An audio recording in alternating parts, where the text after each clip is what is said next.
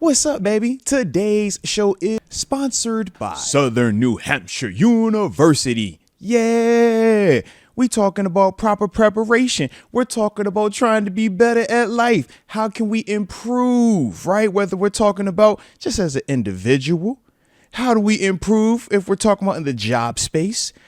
I mean, whether we're talking about just all the different ways to be prepared for the next step, for that next task. Southern New Hampshire University and some of these online degree programs that they are offering. Come on, baby. You can't beat this. And they have super competitive low tuition rates that are, like I said, going to prepare you for whatever your next steps might be as it pertains to your professional career. It's not too late. I mean, shoot, what you waiting on? I mean, you're watching me, but what you waiting on? Come on, man. You see the link right there, right? snhu.edu/Arthur Moats. Tap in and go out here and get a chance to prepare yourself for greatness. But now it's time for regularly scheduled programming. Dylan Goodson showing a little love tonight as well, man. He says, bring back Justin Fields and Jaylen Warren. I like where you're at right now. I like where you're going with this. All right. He says, also bring in T. Higgins. Now you talking my language. Now we loading up. Okay. He says, trade up while keeping next year's first and this year's second. And draft Ashton Jeanty, then D-line in the second round. Woo, hoo, hoo, hoo, hoo. Yeah. All right. I will say this, man. In terms of running backs, if I was gonna draft one in the first round, I'm not drafting the running back. I'm drafting what I call a playmaker. Ashton Jeanty is a playmaker. Yeah. Because you don't draft running backs in the first round. Everybody knows that. That's taboo. Ooh, no. Can't do that. But a playmaker, that's different. That's big different. So when I look at Ashton Jeanty, yeah. I like that right there, man.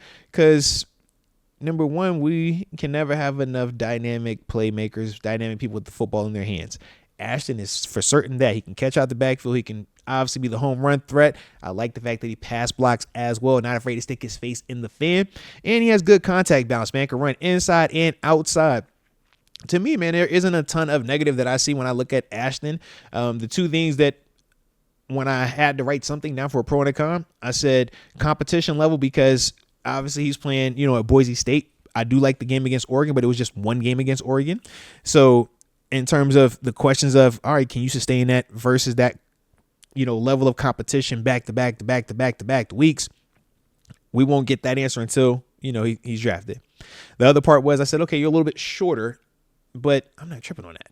Like, bro, you can still cook with being in a shorter frame versus being in a bigger body frame. You talk about like the Derrick Henrys, the Najee Harrises of the world. But to me, man, Ashton Jeanty, heck of a player, would for certain be a boost to our offense. It doesn't matter if you're talking Fields, Russ, Lawrence, Rodgers, Stafford, and any other name that you want to throw out there.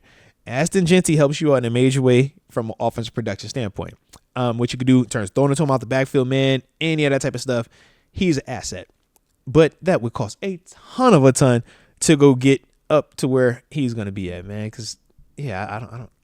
Actually, that's a good question. Where y'all think he falls to, man? Is he a top 10? Is he top 15? Where's Jeanty going to draft? I think it's top 15, worst case top 10, though. Like, because he's a playmaker. That's how I look at it. So, to go get that type, that is going to cost. I'd much rather I'll go find me another running back, man. All right, there's some other options out there, okay? We talked about some of them dudes yesterday, man. You got some Omarion Hamptons. You got some Dylan Sampsons. All right, I like a Dylan Sampson. I can cook with a Caleb Johnson. All right, shout out to Iowa. All right, we got Travion Henderson if we want to go that route. Devin Neal as well, man. So, to me, I would be a little bit more open just strategy-wise to going that approach, one of those other names, versus what I would have to give up to potentially get Ashton Jeanty. All righty. KD. Actually, let me get a little sip too, man. And Omarion Hampton isn't slow, Phantom TV. He's Najee. That's all he is. Najee's a 4-4 running back. Omarion's going to be able to 4-4, 4-5. Guarantee, man. But at this level, it's like, man, dudes out there running 4-3s and 4-2s, man. So, he don't get caught a ton. No, let me rephrase that. he's getting caught, but it's not like he's talking about getting caught within 20 yards. He's getting caught on the 40-yard mark, that downfield part. And that's the thing. When you look at Najee, it's a similar concept. It's like, man, Najee is going to give you a burst. Najee can get you, the 20 to 30, especially at the collegiate level. He was doing that. Professionally, we saw that be added to his game this year. We bring up that Raiders game where we're like, oh, okay, Najee really started to, hit it on people. To me, Omarion Hampton is just the younger version of what we currently have. I look at him like that, and I say if I wanted the fast version but little less athletic version of what we currently have, then it's Travion Henderson out of Ohio State. I look at, like, that's the Omarion Hampton, Travion Henderson. Like, to me, that's those guys.